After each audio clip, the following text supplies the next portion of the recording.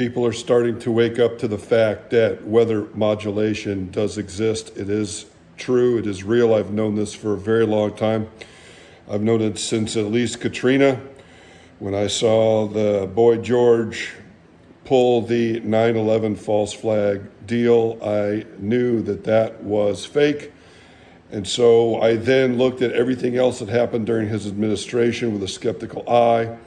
When you look at Katrina, it was the same thing. This thing forms, and within a day, it goes from a 1 to a 4 very fast, smashes New Orleans. There's reports of levees being tampered with, and then the place floods, and then all kinds of atrocities happened after that.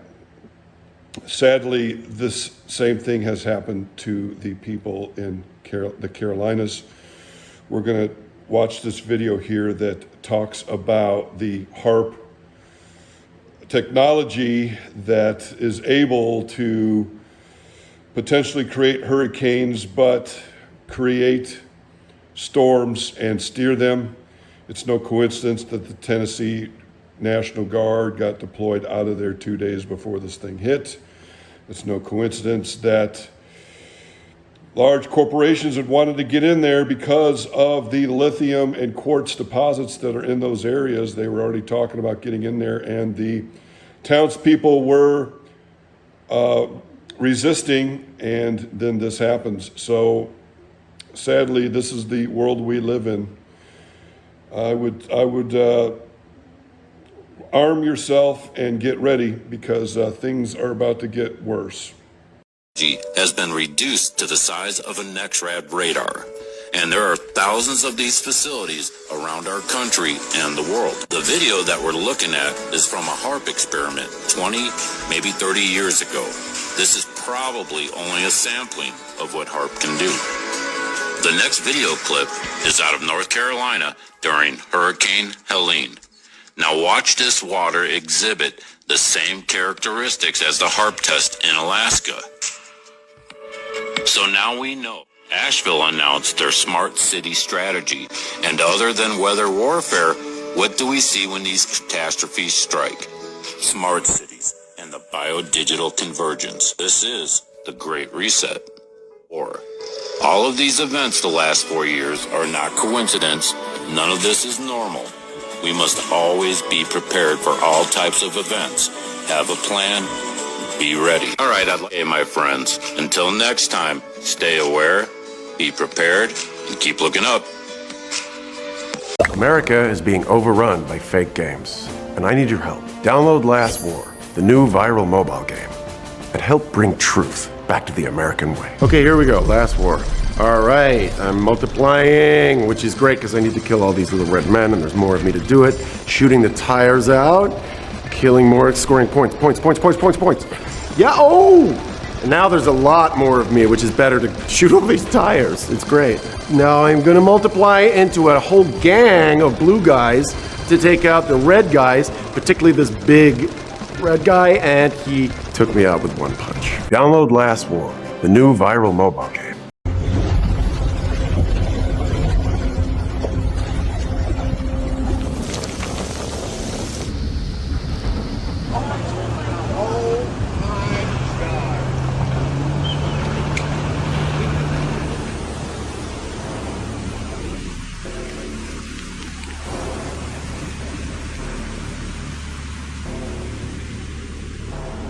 We have had the technology to create, control, and steer hurricanes for decades. Project Cirrus is the first official attempt to modify a hurricane. It was run by General Electric with the support of the US military. The official theory was that by changing the temperature outside the eye wall of a hurricane, which they did by seeding the clouds with various compounds such as silver iodide, a decrease in strong winds will result. On October 13th, 1947, Project Cirrus targeted a hurricane heading out to sea. Approximately 180 pounds of dry ice was dropped into the clouds. The crew then reported a pronounced modification of the cloud deck, and the hurricane abruptly changed direction and made landfall near Savannah, Georgia. the public blamed the government. Irving Langmuir, who pioneered General Electric's atmospheric research department and admitted that the project was about learning how to weaponize the weather, also claimed the reversal of the hurricane had been caused by Project Cirrus, but the government denied it for 12 years. After a short delay, the project officially continued, and in 1965, Project Storm Fury had targeted Hurricane Betsy for seeding. On that day, the storm immediately changed direction and made landfall in southern Florida. Congress blamed it on Project Storm Fury, but the government claimed that the hurricane shifted before they ever had a chance to seed it. And after 2 months of congressional hearings, the project was allowed to continue. In 1997, U.S. Defense Secretary William Cohen admitted we have the technology to control the weather, including earthquakes and volcanoes. The U.S. government has placed gag orders on employees of the National Weather Service. In October of 2012, after Hurricane Sandy weakened to a tropical storm, microwave imagery shows a thick red beam immediately followed by Sandy growing into a Category 1 hurricane and taking an unexplained left turn into New Jersey. The push towards alternative energy demands more lithium, and according to the U.S. Geological Survey, the United States has over 6 million tons of identified lithium resources. The majority of this lithium has been identified in Kings Mountain, North Carolina. Kings Mountain is believed to have one of the largest resources in the world, but the biggest problem is that people live there, and they don't want their quiet towns turned into lithium mines. People in Cherville have been pushing against a proposed lithium mine for the last several years, but everyone we spoke with here said it's too divisive of an issue to share their opinion on camera. Cherryville is a small, quiet town. I think that's good that we keep it small. So quiet, many don't feel comfortable speaking out against Piedmont Lithium's proposed mining operation nearby. I think we're a silent majority. I think a lot of people are afraid to say anything about it because they are bringing a lot to the town as far as money.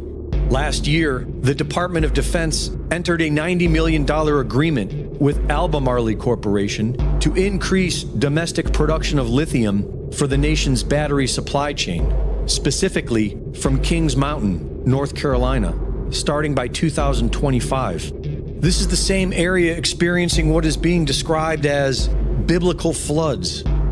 While the federal government spends billions on foreign wars and illegal immigrants, they simply cannot be bothered with the health and well-being of the American people, especially those living on coveted mineral-rich land.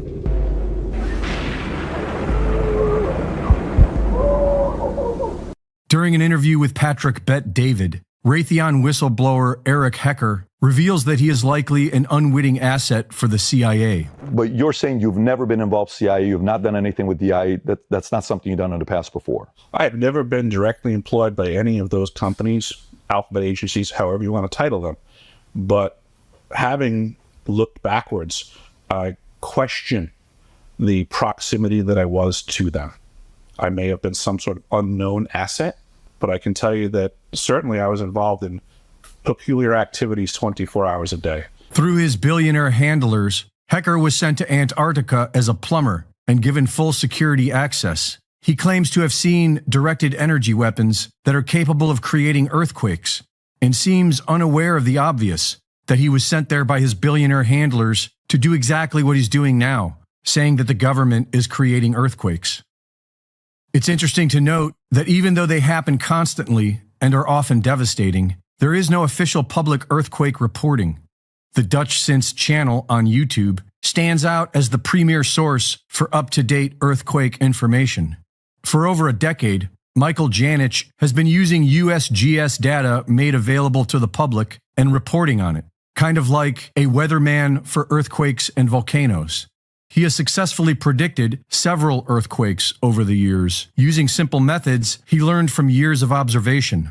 Janich has come under fire from government officials in the past, but they have now convinced him to stop. It appears as if the government, doesn't want anyone looking into earthquake activity and wants